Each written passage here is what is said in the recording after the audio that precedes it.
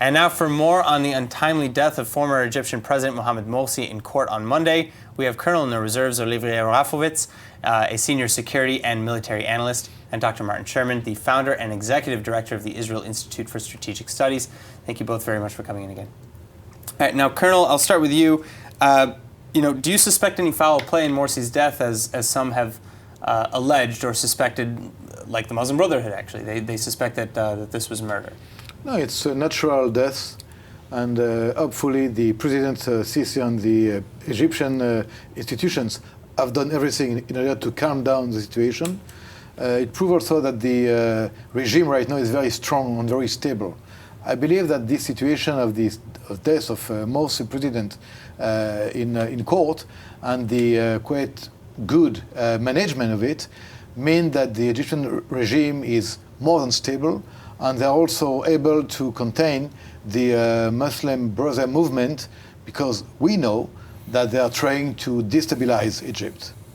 All right, and Dr. Sherman, what do you think the biggest, most immediate, fallout, you could say, of this event will be, and how do you think the world will respond? Well, the Muslim Brotherhood is down, but it's not out. And it's true that the Egyptian economy has improved quite markedly since Sisi's taken over from the depths of that it was suffering under the Mursi regime. But the man in the street is not feeling it. There's a lot of public dissatisfaction. And you never know. For Israel, there are serious implications whether the Muslim Brotherhood takes over or whether it doesn't, because Egypt at the moment is not really abiding by the demilitarization agreement in Sinai. It's acquiring huge amounts of arms. Of course, if there's a regime change there, which is always unexpected, you never expect a regime change, all those arms could fall into the hands of a hostile regime.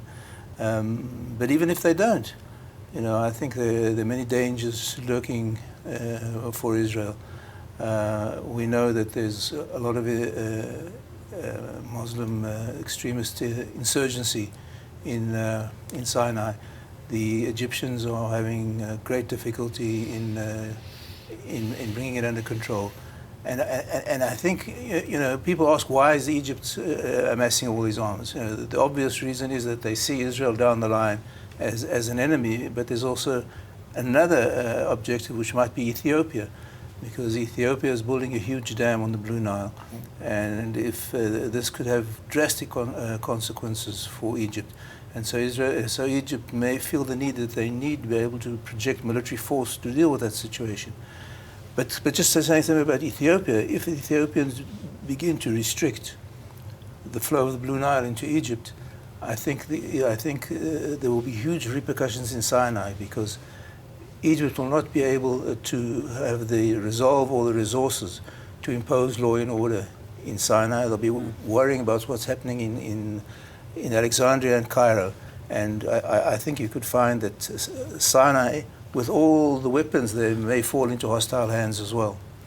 Colonel, so, I guess I want your take on this as well. Security-wise, like, how do you suspect the Muslim Brotherhood is really going to behave at this point, and is it more or less likely that Sisi's government will be able to contain that? Like I just mentioned before, the Mukhabarat, the secret service of Egypt are very strong, and they are capable right now to maneuver against the different movements inside the Egypt and the Sinai.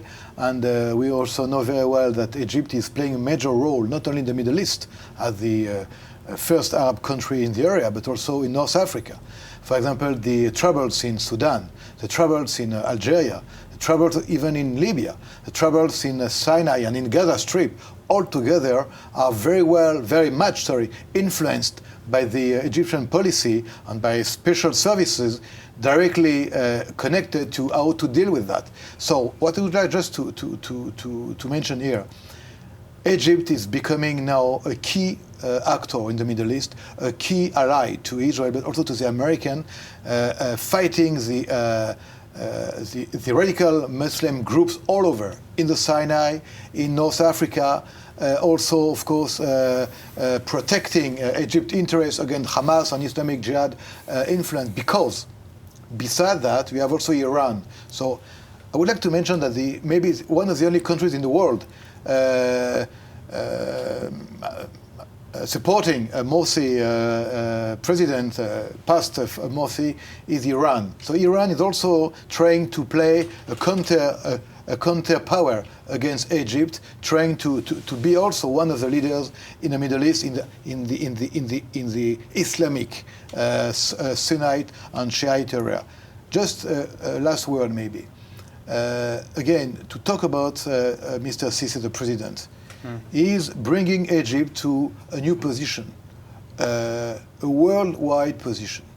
And because now we are maybe facing, hopefully not, we don't know yet, but we are maybe facing a major conflict between the Americans, the Brits, and Iran concerning the nuclear issue. I think it is very important for Egypt and for Sisi government to show a clear stability standing point to the American, because there will be a big reward. The main reward will be that Egypt will play first a major role also in North Africa, but also with Israel, because its challenges are not over yet. All right, and then final comments. Dr. Sherman, what role do you see Israel playing in all of this? Well, I think at the moment Israel is very supportive of the regime in Cairo. They're helping, according to reports, deal with the insurgency there. There have been reports that the Israeli Air Force has been active in Sinai. I think for at the moment, at least in the short run, Sisi is a very positive development for Israel. I think he could be a world leader of tremendous influence if he stays in power. But I'm not as confident as my colleague here about the stability of the regime. I certainly would hope to believe that he is, because the alternative would be very, very grave for Israel. All right. With that, unfortunately, we've run out of time. But Colonel Rafowicz, Dr. Sherman, thank you both very much for coming in. Thank you.